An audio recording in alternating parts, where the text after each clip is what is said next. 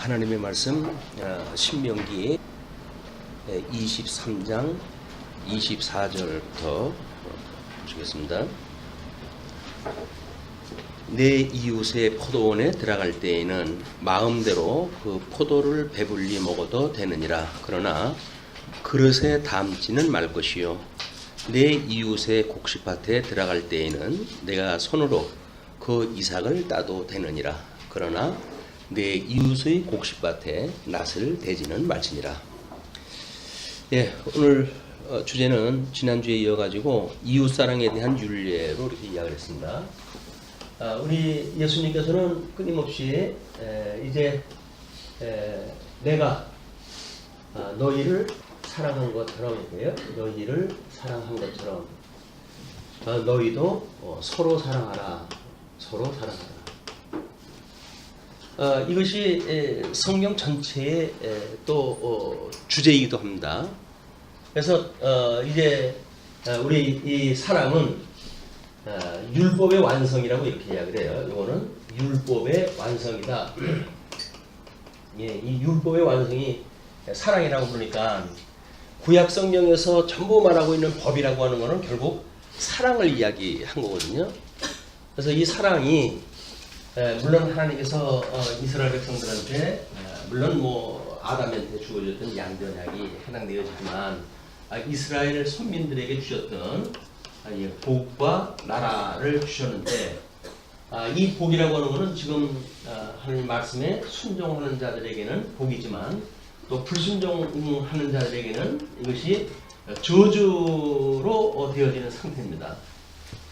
그리고 이 나라도 물론 천국과 지옥에 대한 이야기죠. 세속과 교회로 나눠지듯이 천국과 지옥의 나라이기도 합니다.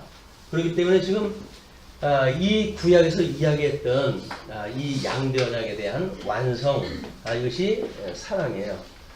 그를 또 이렇게 이야기를 하죠. 율법과 선지.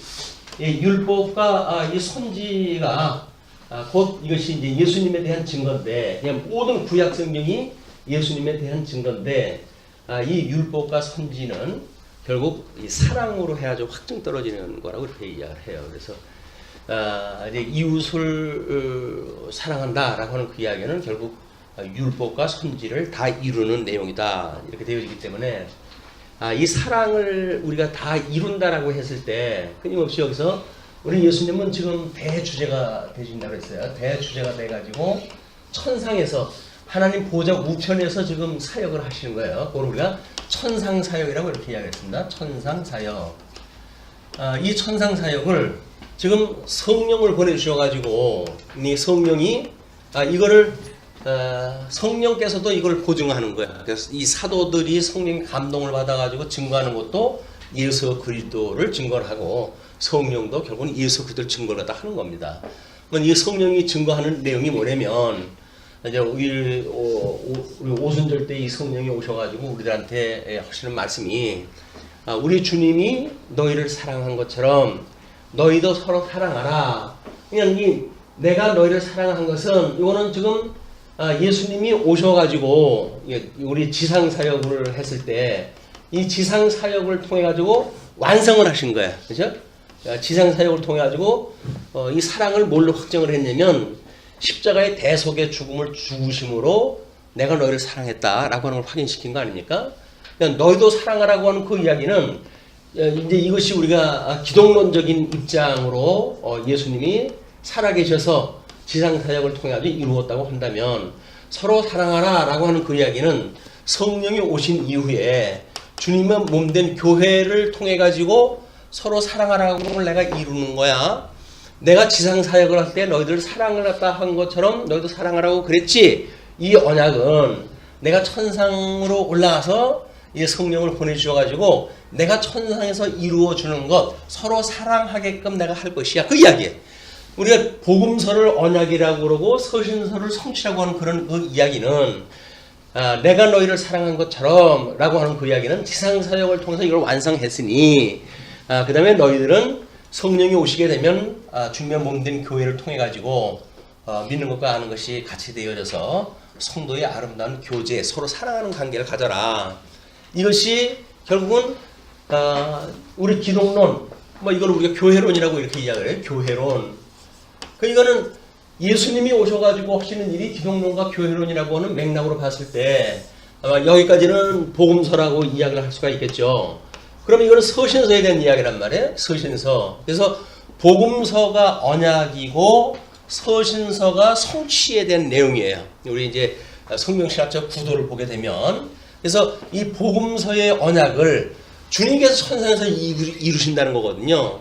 그냥 우리는 성경을 보고 주님이 서로 사랑하라고 그러시더니 우리를 죄 중에서 불러내셔서 주님의 몸된 교회의 구성원이 되게 하시고 그래놓고 우리 보고 사랑하게 하시네 라고 하는 걸 우리가 깨달아 하는 거예요. 성경에서 그걸 이제 완성을 해 주셨으니까 성경의 완성, 이 구약 성경이 이야기하고 있던 모든 내용들이 오늘 예수님에 대한 이야기였고, 예수님이 와가지고 사랑에 대한 걸 이렇게 구체적으로 이루셨고 주님의 몸된 교회를 통해서 이루어 가시는 거예요. 그러니까 이걸 또 우리가 집약적으로 가지고 내가 너희를 사랑한 것처럼 너희도 사랑해, 그랬으니까 우리가 어떻게 하면 사랑을 할까?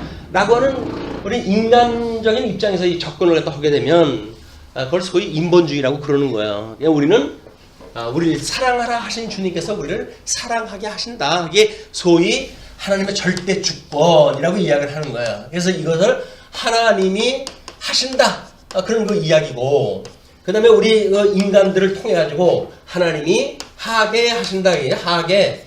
그러니까 간접적인 거는 우리 인간을 통해 가지고 이것을 이루어 가시지만, 우리가 이렇게 어떤 초월적인 입장에서 보게 되면 하나님께서 하시는 일이에요. 이건 예수님이 하시는 일이고, 우리 그 말씀을 믿는 성도들에게는 믿음으로 이걸 하게 하시는 거예요. 그리고 우리가 믿음의 열매다 이렇게 이야기를 하는 겁니다. 믿음의 열매다.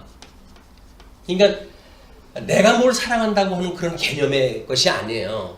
주님께서 이걸 다 이렇게 내가 사랑하는 것처럼 너를 사랑하라 라고 했던 거를 천상에서 이루시는 거를 우리는 성경을 통해서 믿음으로 이것이 하나님께서 하게 하시는 일이로구나, 이걸 우리가 믿게 되어지는 거예요. 믿고 믿음의 열매로 해가지고 피차 사랑하면서 하게 되어지는 겁니다. 그러니까 사랑이라고 하는 것은 우리가 하는 것이 아니라 하나님이 하시는 거예요. 원래 우리의 대속주로 오셨던 예수님, 그분께서 우리를 사랑하시는 그 사랑을 온전케 하시는 것, 그 사랑을 온전케 하시는 것이 천상에서 온전케 하는 거고, 그게 주님의 몸을 통해 가지고 이걸 온전케 해 가시는 일이다. 그래서 주님의 몸된 교회를 머리라고 이야기를 했을 때, 그 다음에 이 주님의 몸된 교회를 우리가 몸이라고 이렇게 표현을 하잖아요. 그러니까 머리와 몸의 관계지, 이것이 따로 개체로 되어져 있는 관계가 아니란 말이에요. 그러니까 우리가 사랑을 하면 어떻게 해야 사랑을 합니까? 라고 이야기하는데, 내가 사랑을 하는 거니까 그 원형은 너희를 위해서 십자가에 죽은 것, 이것이 하나님이 어떠한 분인가를 계시하시기 위해서 언약대로 지금 이걸 이루신 거 아니에요. 우리가 그거에 증인이 돼가지고 예수님이 구약에 언약되어진 대로 이 땅에 그리스도로 오셔서 이런 주님의 몸된 교회를 죄 중에 저주받았던 인생들, 그것이 여기서 말하고 이 저주에 있던 인생들이 우리가 다 저주 아래 있던 우리들인데, 우리 주님께서 우리를 회복을 갖다 시키시기 위해서 이후로부터 대속을 갖다 하셨다. 대신 속해줘가지고 이 사랑의 주님의 몸된 교회의 사랑의 관계를 유지하게 하시는 것이 우리 주님께서 해가시는 일이란 말이야. 근데 이 사랑에 대한 개념이 이제 오해가 되어지게 되면, 이 하나님은 생략을 갖다 한 채 우리가 어떻게 사랑을 할 것인가, 여기 포커스가 맞춰지니까 가난한 사람한테 뭐 돈을 주는 거냐 뭐냐 이런 게 만들어진단 말이에요. 근데 여기서 율법과 선지가 예수님에 대한 것이고 이것이 사랑으로 이제 마주했다고 한다면, 지금 우리 신명기 23장서부터 24장까지 내용이 이웃사랑에 대한 윤례를 한번 주신 내용 아니에요. 그러니까는 여기서 말하고 있는 모든 율법에 대한 이야기는, 이것이 신명기 지금 오늘 이제 공부할 거예요.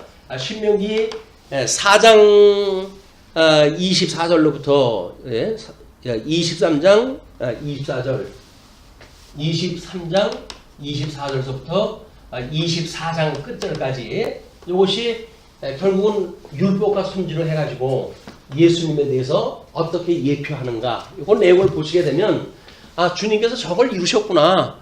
그러면 저걸 이루신 것처럼 우리도 감각적으로, 이 구약 성경은 지금 육적인 계시 방법으로 주신 거 아니에요. 근데 우리 교회로 와가지고는 이걸 영적 계시 방법으로 기록이 되어져 있기 때문에 그 개념을 잘 우리가 이해할 수는 없어요. 그러나 육적 개념 방식의 거를 율법과 선지를 공부하다 보게 되면 여기서 예수님이 피차 사랑하라고 하는 한 몸으로 사랑하라고 영계 또한 것인가를 우리가 감을 잡을 수 있게 되어집니다. 그러니까 성경에서 말하는 사랑을 우리가 하게 되어지는 거예요. 자, 이제 그러면 우리 24절부터 읽었던 내용이 수확물에 대한 윤례거든요. 그러면 우리 이제 이 3대 언약을 했을 때 자손 언약을 하시고 땅 언약을 하시고 통치 언약을 다 하셨어요. 그럼 지금 이 땅 언약에 대한 내용 중에 일부입니다. 여기에 수확물에 대한 이야기죠. 첫 번째, 이 수확물. 그러면 이 수확물은 땅이라고 하는 경계로부터 이제 이 땅의 면적이 얼마냐라고 하는 것부터 결정이 되어지는 건데, 하나님께서 이 땅의 경계는 근본적으로 옮기지를 못하게 했어요. 그죠? 지게석을 놓고 옮기지 못하게 했는데, 여기서 나오는 수확물에 대한 거는, 수확물에 대해진 거는 자손 언약의 성취를 이루어 가시는 관점에서라도, 그 이야기에 해서라도 수확물의 일부를 너희들이 마음대로 그 밭에 가서 먹어라. 그 이야기에 먹을 수가 있는 거야. 남의 농사를 다 한 건데 먹을 수가 있는 거야. 다만 여기서 자기가 배부를 정도로 먹는 걸로 끝이 나는 거지. 이왕 들어온 밭이니까 싸가지고 가자 라고 해서 곧다리에 싸는 건 안 되는 거예요. 자기만 혼자 들어가서 먹는 거예요. 그러니까 이것이 일용할 양식에 대한, 하나님께서 우리들한테 일용할 양식, 그때 내가 처해져 있는 땅에서 이렇게 수확물이 있는 그거를 배고픈 걸 그냥 먹는 거예요. 그러니까 일용할 양식을 주시는 것만큼 이걸 먹고 우리가 족하는 거죠. 거기서 뭐 집에 있는 식구들 다 생각을 해가지고 또 그뿐만 아니라 뭐 3대 4대까지 생각을 해가지고 이걸 짐을 싼다든지 하는 그 이야기는 욕심입니다. 욕심. 그래서 사랑이라고 하는 거는 우리들이 가지고 있는 욕심하고는 전혀 상관이 없어요. 다만 물론 생존 번성을 갖다 하기 위한 기본적인 거는 뭐 그것도 마찬가지로 육신의 욕심이죠. 우리가 식욕이라고 하는 그걸 가지고 배고프면 사람이 못 사니까 식욕을 채우게 하는데, 그것도 식욕을 개인적인 식욕을 채우도록 하는 그거는 하나님께서 어떠한 여건이든지 먹게 하셨다. 그게 사랑이에요. 사랑은 자기의 유익을 구하지 않는다. 이제 우리 고린도전서는 그 개념을 그렇게 이야기하잖아요. 사랑은 자기의 유익을 구하는 것이 아니야 라고 이야기를 하는데, 자기의 유익이 뭡니까? 자기의 유익을 얻어서 그러면 이건 나스 들고 들어가야 돼요. 뭐 하나님 먹으라고 그러는데 뭐 먼저 먹는 놈이 임자지 이렇게 하는 거는 자기의 유익을 구하는 거기 때문에 사랑의 개념이 아니란 말이에요. 그러니까 이런 데서 우리가 어떻게 사랑은 자기의 유익을 구하는 것이 아니로구나, 이런 개념을 우리가 이제 이해를 할 수가 있는 거죠. 그래서 주님의 몸된 교회 성도가 사랑한다고 하는 그 이야기는 하나님을 절대, 이 주권자에서는 하나님을 믿을 때에 사랑이 나올 수가 있죠. 믿지 않으면 이게 안 돼요. 이걸 내일도 여기 오면 이렇게 먹을 수는 있겠지 라고 믿어져야 이것이 욕심을 안 부리지. 내일 오게 되면 어떤 사람이 다 이걸 뭐 거둬가면 어떡해? 그렇게 되면 내가 굶는 거 아니야? 라고 하는 생각이 갖게 되면 우리는 그렇게 하나님이 이렇게 그냥 너 거기서 끼니만 먹어라 라고 했던 걸 우리가 믿을 수가 없는 거예요. 지킬 수가 없는 거예요. 그래서 이 믿음이라고 하는 그 이야기는 사랑이라고 하는 그런 그 믿음, 사랑, 소망이 항상 함께 있을 것이라고 하는 그런 원리가 이런 맥락으로 이제 설명이 되어지는 거야. 믿음, 소망, 사랑은 항상 있을 것인데 그 중에 이 사랑이 제일이다 이렇게 이야기를 하죠. 그래서 이 믿음의 열매로 우리가 이제 얻게 되어지는, 이거는 사랑의 수고로 이제 낳게 되겠죠. 소망의 인내를 낳게 되어지고, 이것이 이제 우리 데살로니가에서 이야기하고 있는 믿음, 사랑, 소망에 대한 그런 그 구체되어진 이야기들이에요. 이건 뭐 이제 믿음의 역사라고 이렇게 설명을 다 하지만, 믿음의 이 열매는 믿음의 역사, 그다음에 사랑의 수고, 소망의 인내, 이거를 우리 하나님께서 이제 이루어가게 하시는 거예요. 그러면 믿음이라고 하는 거는 지금 뭐 이렇게 성경을 통해서 이제 믿고 그걸 믿음으로 이해를 하게 되어지니까, 그리고 아직은 우리가 이 수준이, 믿음의 역사가 일어나는 믿음의 수준이 온전치를 못해요. 그렇기 때문에 성경이 말하고자 하는 예수 그리스도의 장성한 분량까지 그 형상을 우리가 온전히 담는 것, 이것이 소망의 인내로 바라보는 겁니다. 이건 우리가 지금 현재 이 땅에서 이루어질 수가 없는 거니까, 저는 믿음의 수준이 그렇게 될 수가 없는데, 온전케 하시는 예수 그리스도를 바라보고 끊임없이 우리가 소망을 두고 기도하고 살아가는 것이 뭐예요? 요게 우리가 소망을 가지는 성경에서 말하고 있는 원형이에요. 우리 오전에 뭐 이야기했던 유무상통에 대한 뭐 그런 완전한 어떤 교회 모습이라든지 막 그런 것들은 이 소망의 인내를 가지고 우리가 기다리는 거예요. 아유, 우리 뭐 교회 생활을 하는 거 보면 뭐 우리가 사랑은커녕 자기 살기 급급해가지고 그렇게 되는데 무슨 사랑의 수고가 있어요? 믿음의 역사는 무슨 믿음의 역사예요. 그냥 마지못해 뭐 이걸 시켜가지고 내가 하는 거지. 뭐 부분적으로 그렇게 해석이 될 수도 있어요. 그러나 우리는 성경에서 주님께서 이렇게 만사를 언약대로 이루시는 우리 예수님께서 생전에 약속했던 내용들을 천상에서 신실하신 그 하나님이 이걸 온전히 이루어 가신다라고 하는 걸 소위 우리가 믿음이라고 그러는 거예요. 믿음은 나는 할 수 있어 라고 하는 게 믿음이 아니에요. 이건 주님이 하신다고 하는 성경의 내용을 보고 우리가 믿게 되어지는 것이 믿음이다. 이 믿음의 오해가 사람들은 뭐 세상에서 말하고 있는 하면 된다, 나는 할 수 있어, 뭐 이런 걸 가지고 갖다 붙이는데 그건 전혀 상관이 없는 거야. 철저하게 주님이 하신다고 하는 걸 난 믿는다, 그 이야기입니다. 예수님이 하신다고 하면 그분이 우리의 머리인데 그 당신을 위해서 우리를 위해 가지고 십자가에 목까지 박혀 돌아가신 분께서 자기의 몸을 온전케 하시는 거에 어떻게 게을리 하시겠어요. 그러니까 그걸 우리가 끊임없이 온전케 하신 예수를 바라보고 기도하는 이런 신앙생활이 이제 가능해지는 거죠. 자, 그러면서 24장 1절로부터 4절까지 이혼에 대한 율례입니다. 사람이 아내를 맞이하여 데려온 후에 그에게 수치되는 일이 있음을 발견하고 그를 기뻐하지 아니하면 이혼 증서를 써서 그의 손에 주고 그를 자기 집에서 내보낼 것이요, 그 여자는 그의 집에서 나가서 다른 사람의 아내가 되려니와 그의 둘째 남편도 그를 미워하여 이혼 증서를 써서 그의 손에 주고 그를 자기 집에서 내보냈거나 또는 그를 아내로 맞이한 둘째 남편이 죽었다 하자. 그 여자는 이미 몸을 더럽혔은즉 그를 내보낸 전 남편이 그를 다시 아내로 맞이하지 말지니 이 일은 여호와 앞에 가증한 것이라. 너는 내 하나님 여호와께서 내게 기업으로 주시는 땅을 범죄하지 말지니라. 그러면 지금 이 이야기는 뭐냐면 첫째 남편을 이제 얻어가지고 살던 여자에 대한 문제예요.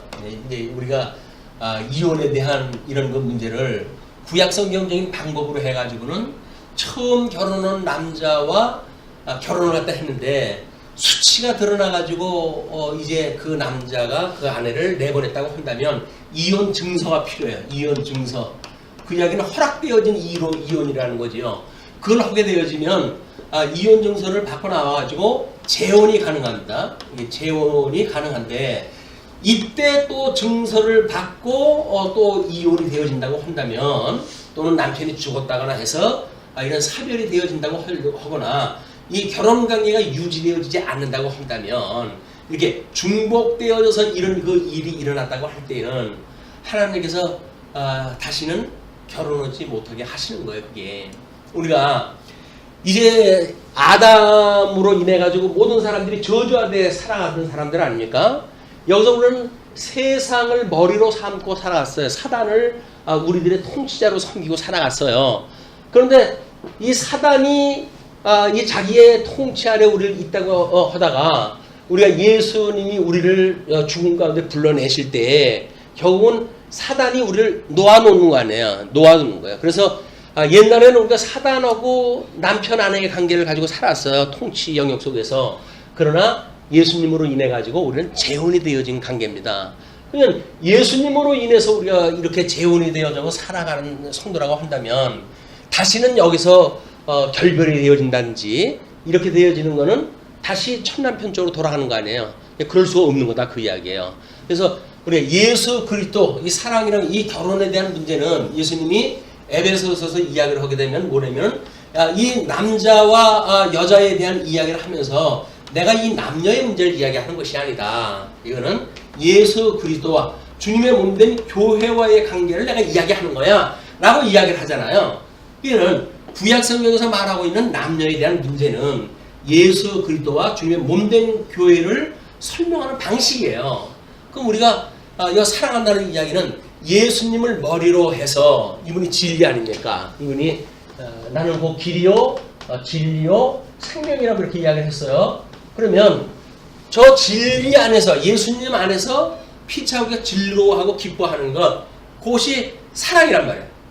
예수님 안에서 우리가 사랑하는 거거든요. 그러니까는 이제 그 고린도서 사랑을 쭉 이야기하다가 믿음, 소망, 사랑이 항상 있을 것인데 그중에 제일이 사랑이라라고 그러면서 이제 온전한 것이 올 때 부분적으로 모든 것은 패하게 되어지고 그러나 이제 이 예수 그리스도 주님하고 예수 그리스도와 우리 더불어 사는 성도들의 문제, 요걸 사랑으로 설명을 하기를 진리 안에서 함께 기뻐하는 것, 기뻐하는 것, 그 이야기예요.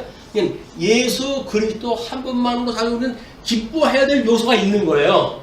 그게 뭐냐면 우리를 구원해줬다는 이야기입니다. 예수님 우리를 위해서 십자가에 죽으셨다는 거예요. 그게 사실적으로 믿어질 때 우리는 이 진리, 예수님에 대한 성경에 대한 이야기를 보고 깨닫고 그 안에서 함께 기뻐할 수 있는 게 사랑인 거예요. 그러니까 믿는 것과 아는 것이 같이 되어지지 아니한 상태 속에서 또는 뭐 종교를 달리하고 뭐 종교다원주를 이야기를 하면서 가난한 이웃을 돕는 것을 사랑이라고 하는 개념은 저는 성경에서 말하는 사랑의 개념이 아니에요. 사랑이라고 하면 진리와 함께 기뻐해야 돼요. 진리와 함께. 근데 뭐 예수님 당시에도 뭐 수많은 사람이 따라다니잖아요. 따라다니다 예수님 곁을 다 떠나게 되어지는데 예수님께서 그들이 나를 따르면 이제 내가 그리스도 되심을 인하여 따른 것이 아니라 먹고 배부른 까닭으로 나를 따라다녔어, 그 이야기 아니겠어요. 그러니까 여기서 우리가 뭐 교회 생활을 통해 가지고 다른 사람들에게 뭐 이 사랑의 수고하다 하고 이런 복음을 증거하기 위한 뭐 사랑의 수고할 수가 있겠죠. 그러나 진리 안에서 함께 기뻐할 수 있는 요소가 배제되어진다고 한다면 그건 사랑이 아니에요. 세속적인 사랑에 지나지 않습니다. 사랑의 개념이 이제 그렇게 설명이 되어지겠죠. 그 다음에 24장 5절을 보시게 되면 신혼 남자의 징진면제라도 하죠. 사람이 새로이 아내를 맞이하였으면 그를 군대로 내보내지 말 것이요 아무 직무도 그에게 맡기지 말 것이며 그는 1년 동안 한가하게 집에 있으면서 그가 맞이한 아내를 즐겁게 할지니라. 그 이야기는 뭐예요? 생육하고 번성하라고 했던 그 약속을 이룰 수 있도록 해주는 것. 언약자손이 나름대로 예수를 믿고 그 다음에 구원의 확신을 가지고 복음 증거를 갖다 하고 이렇게 아주 자손이 이제 확산되어질 수 있도록 증거 역할을 갖다 하는데 그런 일들을 제도권에서 묶어놓고 그러면 안 된다, 그 이야기예요. 그런 사랑은 그러하여금 그 증인된 삶을 살아가도록 놓아주는 것, 이것이 소위 사랑이에요. 이제 사랑이 뭐 우리 고린도전서 사랑에 대한 뭐 어떤 설명으로 뭐 예를 들는지 그만 떠오르지는 않지만 잠깐 그래서 그 제도권으로 묶어가지고 뭐 그런 복음을 증거하는 일을 억제한다든지 그렇게 하는 것이 안 하는 것, 생육하고 번성하도록 복음을 증거하는 일이 완활하게 되어지도록 하는 것이 사랑이다. 그러니까 사도행전서도 마찬가지죠. 여기서 예수님은 사랑하라고 한 대로 사랑을 하는데 그래서 끊임없이 사도들이 복음을 증거하잖아요. 이게 복음을 증거하는데 그 복음을 증거하는 사도들이 복음을 증거하는데 뭐 예를 들어서 너희들은 이제 오늘 뭐 우리 그 내용처럼 너희들은 너희들이 부활해야 되는 그 예수 이름으로 복음 증거하는 거 하면 안 돼 라고 이야기하는 건 뭐예요? 생육 번성하는 거라도 하지 못하게 하는 일 아닙니까? 내가 너희들 말 듣는 게 옳으냐 아니면 생명을 주관하시는 하나님의 말씀을 듣는지 옳으냐 너희 스스로 판단하라, 이렇게 이야기가 하잖아요. 이것이 소위 사랑이에요. 그래서 복음을 증거하는데 어떠한 제도권에 의해서 이런 율법에 의해서 조항에 의해서 그런 거를 제한할 수가 없다. 다음에 6절을 보시게 되면 맷돌을 전당 잡지 말라고 이렇게 이야기를 했죠. 사람이 맷돌이나 그 윗짝을 전당 잡지 말지니 이는 그 생명을 전당 잡음이니라. 그래서 맷돌 윗짝과 생명과를 연결을 시켜요. 그 이야기는 뭡니까? 맷돌을 가지고 일용할 양식을 담는 거 아니겠어요? 이제 하루 그 가난한 사람들이 맷돌질을 갖다 해가지고 이제 가루를 내서 음식을 먹고 그러는데 그거를 비침 줬다고 해가지고 윗짝을 빼가면 아랫짝 하나 가지고 어떻게 이걸 합니까? 가공이 안 되잖아요. 그때는 두 개 다 뭐 이렇게 보증물로 빼가는 게 아니라 아마 윗짝 하나만 가져갔는가 봐요. 이제 이걸로. 그러니까는 그렇게 하지 마라.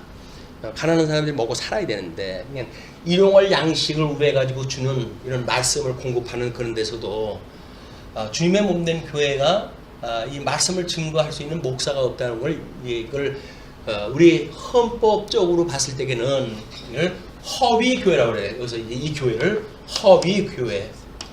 이 허위 교회라고 하는 그 이야기는 하나님의 권위, 말씀의 권위가 비어 있는 교회다 그 이야기예요. 그건 은사를 목사에게 말씀 전하는 은사를 줘가지고 주님의 몸된 교회에 이제 노예에서 파송이 되어지잖아요. 그렇기 때문에 교회 대표가 되어지는 겁니다. 장로님들은 성도님들이 선출했다 해가지고 교인의 대표가 되어지고 목사는 노예에서 파송이 되어서 교회의 대표가 되어져가지고 당회를 이뤄가지고 이제 주님의 몸된 교회를 우리 치유도 해가고 또는 말씀을 전하기도 하는 건데 이런 말씀을 증거할 수 있는 이런 그 자리가 비어 있는 것, 여기 허위 교회, 허위 교회. 지금 뭐 맷돌을 갈 수가 없다고 한다면, 뭐 예수님은 그런 표현을 다 하죠. 너희들이 나중에 이제 이를 갈미 있으리라, 이렇게 이를 갈미 있으리라. 이를 간다는 이야기는 뭐예요? 아래 맷돌, 윗몰돌이 돌아가는 거예요. 돌아가는 거. 돌아가는데 곡물이 들어가져 있어요. 뭐 가루를 내 가지고 뭐가 양식이 만들어질 거 아니겠어요? 그것도 없이 빈 이빨만 이 맷돌질만 하는 게 뭐 빈 맷돌만 돌아가는 게 그게 아무것도 없는 너희들이 이렇게 살다가는 비어있는 그런 세상을 살다가 끝이 나고 만다 그 이야기예요. 소위 나중에 와서 이를 갈미 있으리라. 저주를 갖다 할 때 하나님 앞에 나 이렇게 지옥을 갖다 보낸다고 라고 하면 이제 저주를 갖다 할 거 아니겠어요. 그것이 이를 간다라고 예수님께서 그렇게 이야기합니다. 그래서 뭐 우리 전도서에서 12장에서는 나이가 먹게 되어지게 되면 맷돌 소리가 즐거지고 이렇게 얘기하잖아요. 맷돌 소리가 즐거진다는 이야기는 윗니하고 아랫니하고 뭐가 제대로 돌아가야 고기도 신맛이 있어야 먹지요. 근데 나이가 먹고 이 시원찮아 가지고 이제 이 해넣기 시작을 하게 되면 고기를 씹는 건지 고물을 씹는 건지 별로 잘 모르겠어요. 이 말씀도 이 은밀하게 되면 말씀의 뜻이 뭔가 이렇게 우리 생생하고 뭔가 이 말씀의 은밀을 또 하면서 우리 하나님의 뜻을 분별하게 되어지는데 이빨이 시원치 않으면 말씀을 은밀을 못해요. 그래가지고 그저 역사적으로나 이해하거나 겨우 뭐 문자적으로 이해하거나 이렇게 살아갈 수밖에 없단 말이에요. 그래서 이걸 정말 예수님에 대한 이야기로 온전히 기뻐하고 즐거워할 수 있는 진리의 체계로 이해한다는 이야기는 이 시대에 특별히 우리에게 주신 하나님의 은혜라고 이게 믿어집니다. 그러니까 하나님의 말씀을 읽을 때마다 거기에 뭐 처처 있는 예수 그리스도 그분을 우리가 만나고 그분으로 말미암아 위로를 받고 그분으로 인해서 우리가 소망을 갖고 이런 믿음, 소망, 사랑을 예수 그리스도와 더불어 누릴 수 있는 이런 그 기회를 우리 하나 주시기를 이제 축복을 합니다. 자, 그러면서 7절로 보시게 되면 유괴 및 인신매매범 처벌이에요. 아주 뭐 여러 가지 제목으로 나와요. 사람이 자기 형제 곧 이스라엘 자손 중 한 사람을 유인하여 종으로 삼거나 파는 것이 발견되면 그 유인한 자를 죽일지니 이같이 하여 너희 중에서 악을 제할지니라. 그래서 이 언약되어진 자손인데 그 언약되어진 자손을 뭔가 자기의 유익을 위해 가지고 종으로 삼거나 그건 소위 갑질을 하거나 또는 주관하거나 그 이야기죠. 주관하거나 종을 삼는다는 이야기는 주관한다는 이야기 아니에요. 자기의 어떤 부속물로 여겨버리게 되어지는 이것이 사랑이 아니다. 사랑이라고 하는 그 이야기는 빈부의 격차를 뛰어넘어 가지고 피자 사랑하는 것. 그걸 우리 아침에 주보에 보게 되면 그 간지에 그렇게 드렸어요. 공중권세 잡은 자, 이 공중권세 잡은 자와 그다음에 이들에 의해서 이제 우리 짐승권세가 어떻게 하는지 이 짐승권세 그리고 이 짐승권세 살아가고 있는 실질적인 우리의 삶 속에 있어서 우리 주종관계라고 이렇게 이야기를 했죠. 이 주종관계에서 부자지간 또는 뭐 여기서 주인 그 다음에 종관계, 주종관계 또는 이 남편 부부로 해가지고 이 남편과 아내의 관계 이게 전부 주종 관계로 봤던 그런 관계예요. 신약 성경에 보게 되면 전부 이걸 가지고 이야기를 합니다. 전부 이걸 가지고 너희들은 그러지 말라는 거예요.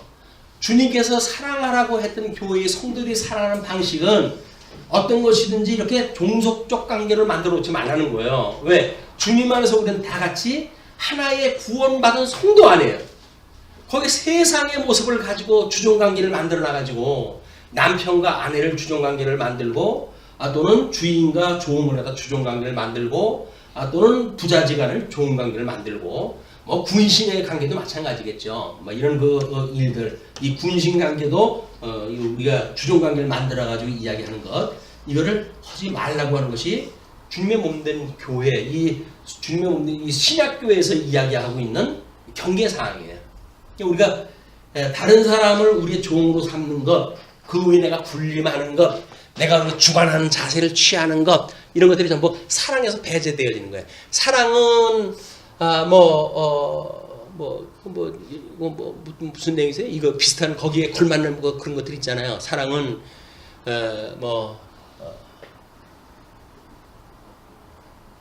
사랑의 종류가 뭐 있습니까? 그래요. 쭉 고린도서 나온 사랑의 종류. 거기에 보게 되면 이런 것들, 이런 거 하지 말라고 하는 것이 신령한 관계로의 사랑의 관계를 보여주는 이야기예요. 그러니까 우리는 구약 성경에서는 이건 뭐 종을 어쩌고 저쩌고 이런 이야기를 하지만 영적인 관계로 해가지고 성도와 성도 간의 신령한 관계를 우리 이해하는 데 도움이 되어지는 일이다. 그 다음에 8절 9절을 보게 되면 문둥병에 관한 율례예요. 너는 나병에 대하여 삼가서 레위 사람 제사장들이 너희에게 가르치는 대로 내가 힘써 다 지켜 행하되 너희는 내가 그들에게 명한 대로 지켜 행하라. 너희는 애굽에서 나오는 길에서 내 하나님 여호와께서 미리암에게 행하신 일을 기억할지니라. 그래서 하나님 앞에 불순종하다가 이제 그 문둥병이 걸렸던 미리암을 기억을 했다 하고 그 문둥병이라고 하는 것이 무엇이냐 이걸 보고 제사장들이 이제 가르치는 그 예를 따라 가지고 행하는 것 이것이 사랑이에요. 제사장이라고 하는 건 뭡니까? 하나님과 인간 간의 교통을 갖다 하는 직임이죠. 그러니까는 예수님에 대한 이야기예요. 예수님이 내가 너희를 사랑한 것처럼 너희 서로 사랑해 라고 하는 관계를 지금 하나님이 우리를 사랑했다고 하는 관계를 나병이 갈리게 되면 우리는 인지할 수가 없어요. 이 피부로 해가지고 감각 기능이 마비가 되어지기 때문에 그렇게 되어지면 이걸 알 수가 없으니까 예수 그리스도로 말미암아 구원을 받음으로 해가지고 문둥병 모든 나병으로부터 너희들이 완쾌 되어졌을 때 예수 그리스도가 생명의 주인인 걸 믿게 되어지고 그분이 이 모든 그 세상 만사를 섭리하시는 대주 되시는 분이라고 믿어져서 살아갈 수 있으니까 너희들이 그런 하나님 앞에 순종하는 삶을 사는 것 이것이 사랑이다 그런 그 이야기예요. 다음에 이제 10절로 15절 가난한 자 보호 율례죠. 내 이웃에게 무엇을 구워줄 때에 너는 그의 집에 들어가서 전당물을 취하지 말고 너는 밖에 서 있고 내게 꾸는 자가 전당물을 밖으로 가지고 나와서 내게 줄 것이며 그가 가난한 자이면 너는 그의 전당물을 가지고 자지 말고 해질 때에 그 전당물을 반드시 그에게 돌려줄 것이라. 그리하면 그가 그것을 입고 자며 너를 위하여 축복하리니 그 일이 내 하나님 여호와 앞에서 내 공의로움이 되리라. 얘는 이웃에게 무엇을 구워줄 때에도 전당물을 선택을 네가 하지 말라 그 이야기예요. 문 바깥에서 주는 거 그냥 받아가지고 가. 네가 들어가지고 이거 값이 이 정도는 돼야 돼 해가지고 필요한 거 뺏어가고 그러면 너 사랑하는 게 아니야 그 이야기예요. 사랑하는 게 아니야. 사랑은 자기 유익을 구하는 게 아니에요. 철저하게. 그냥 지금 가난하기 때문에 전당물을 빌릴 수밖에 없다고 한다면 너는 바깥에서 그 전당물을 이제 가지고 나오는 것을 취하라. 그리고 그가 가난한 자면 전당물을 가지고 자지 마라. 밤을 새지 말라 그 이야기야. 우리들의 모든 예수 그들 믿는 성도들이 우리가 우리에게 죄진 자를 사하여 준 것처럼 우리 죄를 사하여 주옵시고 라고 했던 그 이야기에 유효기간이 있어요. 그것이 해지기 전에 해지기 전 하루에 모든 문제가 해결이 돼야 돼요. 미화된 거 그거 품고 자게 되면 결국은 우리 이 저주를 몸에다 품고자 하는 거니까 이것이 결국은 우리의 신앙적인 감각에 해를 갖다 끼치는 일이 된다. 그래서 할 수 있으면 그때 다 풀면 얼마나 좋겠어요. 그러나 육신을 가지고 있기 때문에 그러지 못한다고 하더라도 저녁에 잠자리에 들어서게 되면 그래도 하나님 말씀 묵상을 하고 하나님 앞에 네 안위를 맡기고 잠자리에 들었을 거 아니냐. 그때에 하나님 앞에 모든 걸 용서하도록 이렇게 해라. 사랑은 그래서 유효기간이 이런 어떤 미워하는 마음의 유효기간이 해를 넘기게 되면 안 되는 거예요. 사랑이라고 하는 건 해지기 전에 모든 것이 결산이 끝나야 되는 겁니다. 그 이야기는 예수님의 이런 해로 해가지고 섭리하셨던, 그래서 나중에 재림하실 때까지의 모든 역사를 통해서 이루어져야 되지. 이것이 예수님 다시 재림한 이후에 뭐가 되어진다든지 이런 게 불가능하다. 예수님 안에서 우리가 죄 사함을 받고 용서함을 받고 이런 그 일들은 우리가 우리에게 죄 지은 사람을 사해 준 것처럼 우리를 사해 주십시오라고 하는 기도가 필요한데 그것도 해를 넘기지 않도록 해라. 그런 그 이야기입니다. 그리고 14절을 보시게 되면 공궁하고 비난한 품꾼은 너희 형제든지 내 땅 성문 안에 우고하는 객이든지 그를 학대하지 말며 그 품삯을 당일에 주고 해진 후까지 미루지 말라. 이는 그가 가난함으로 그 품삯을 간절히 바람이라. 그가 너를 여호와께 호소하지 않게 해라. 그렇지 않으면 그것이 내가 죄가 될 것임이라.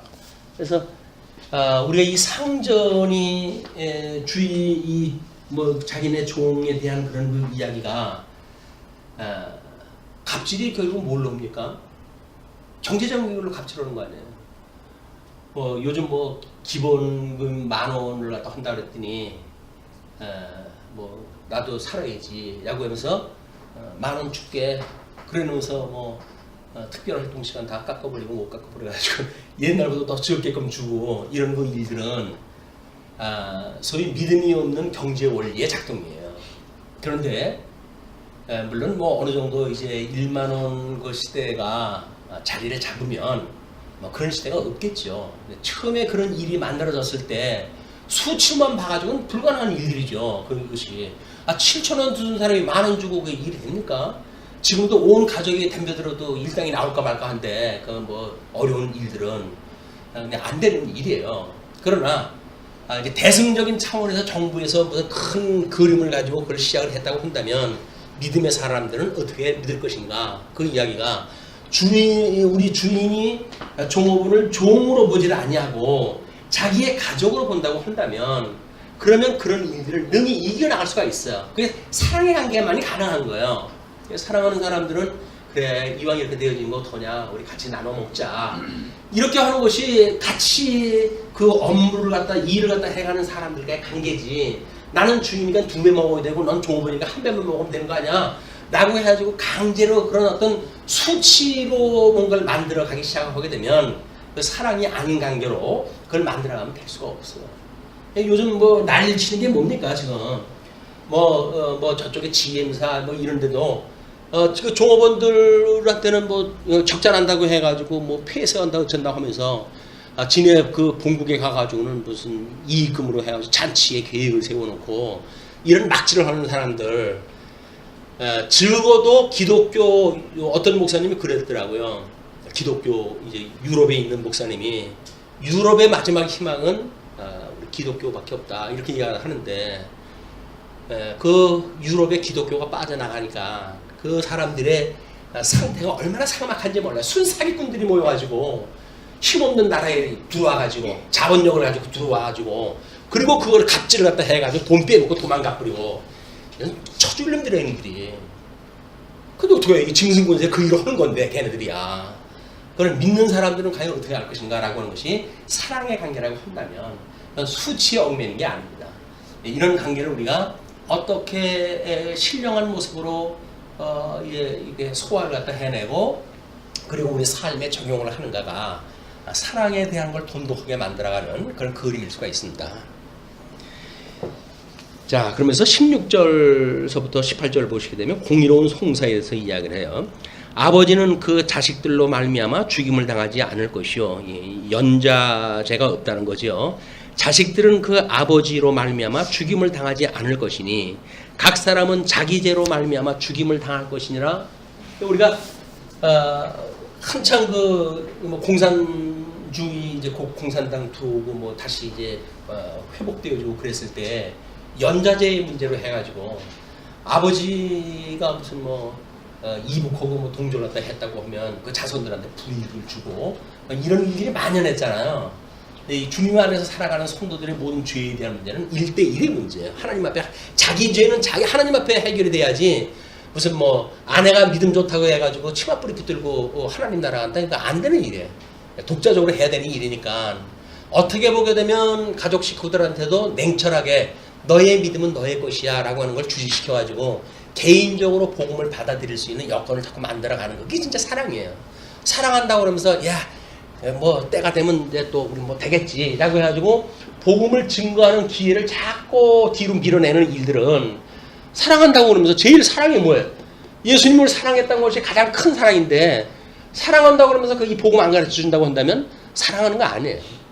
우리가 자녀들한테도 끊임없이 이 사랑에 대한 관계를 유지한다는 이야기는 예수님에 대해서 이야기를 하고 복음에 대한 이야기를 하고 집에 있든지 나가 있든지 증거를 갖다 하는 증인의 역할을 다 하는 것이다. 그래서 물론 뭐 듣기 싫어하겠죠. 기틀어 맞고 맨날 교회 얘기만 한다고. 교회 얘기가 아니라 네 생명의 이야기야. 생명의 이야기야. 내가 너를 낳은 것처럼 하나님이 우리를 낳으셨는데 예수님을 낳았고 그분으로 말미암아 우리가 새 생명을 얻는 거니까 그런 비밀을 알고 깨닫는 것이 이 시대에 너무나 필요하단다. 이것이 없으니까 세상이 이렇게 지금 미쳐 돌아가지 않니? 미쳐 돌아가는 현상을 복음으로 통해서 해석을 하다 해주는 그런 것도 필요하다. 자, 그러면서 너는 17절 너는 객이나 고아의 송사를 억울하게 하지 말며 과부의 옷을 전당잡지 말라. 마찬가지예요. 너는 애굽에서 종되었던 일과 네 하나님 여호와께서 너를 거기서 속량하신 것을 기억하라. 그러므로 내가 내게 이 일을 행하라 명하노라. 이거는 고아의 송사. 여기서 말하고 있는 이 부자의 아버지가 없는 걸 구하라 그래요.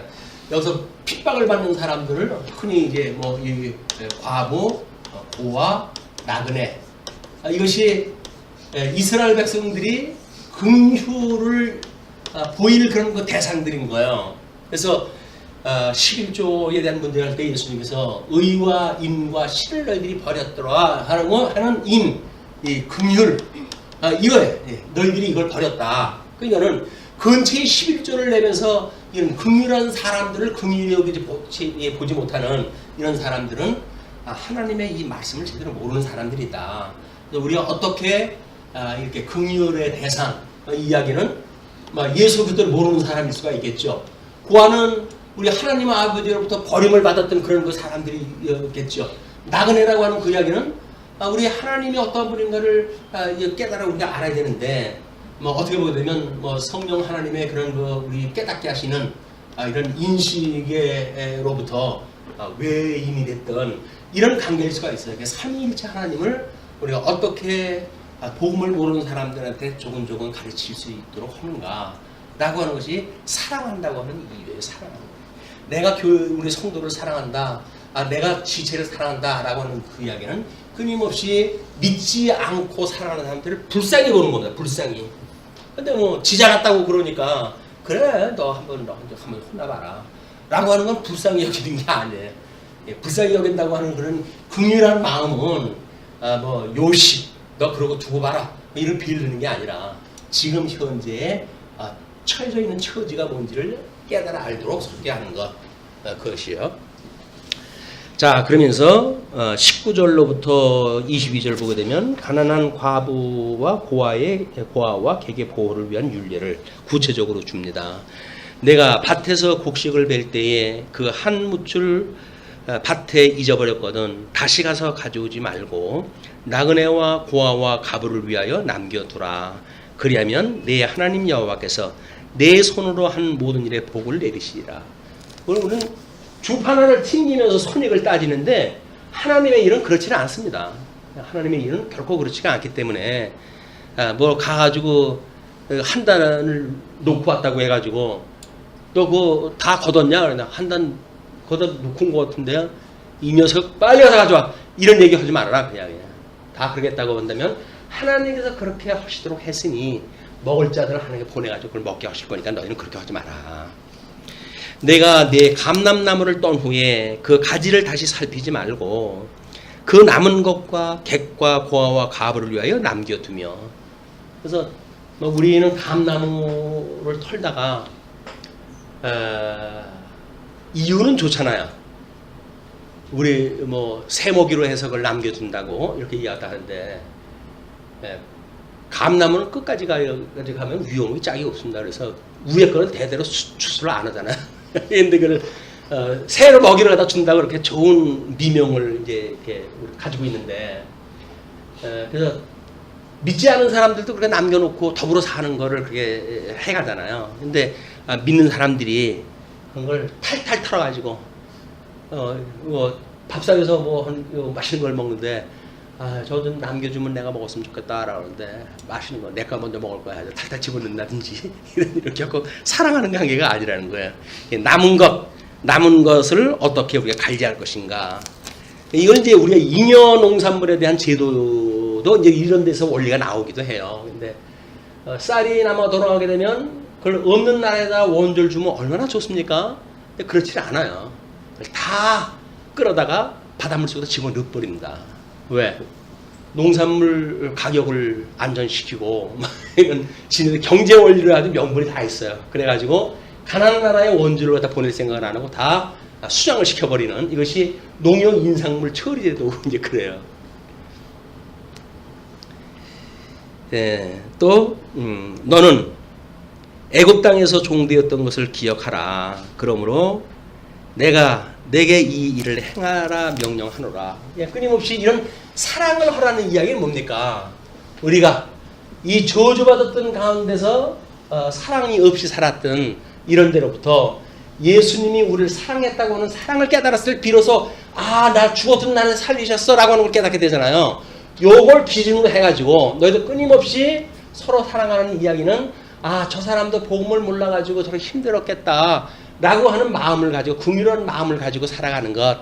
내가 죄악중에 빠져가지고 예수님을 모르고 살아가던 때를 기억을 갖다 하고 하는 것이 사랑하는 일이다. 사랑하며 살아갑시다.